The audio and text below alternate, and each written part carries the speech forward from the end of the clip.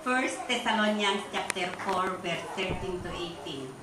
Brothers, we do not want you to be ignorant about those who fall asleep, or to grieve like the rest of men who have no hope.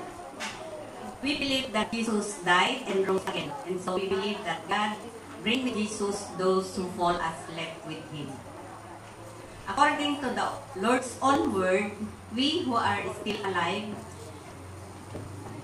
and are left till the coming of the Lord will certainly not precede those who have fallen asleep. For the Lord Himself will come down from heaven with a loud command, with the voice of the archangel, with the trumpet call of God, and the dead in Christ will rise first.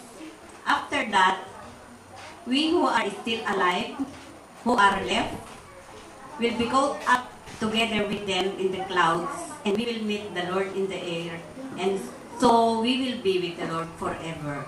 Therefore, encourage each other with these words.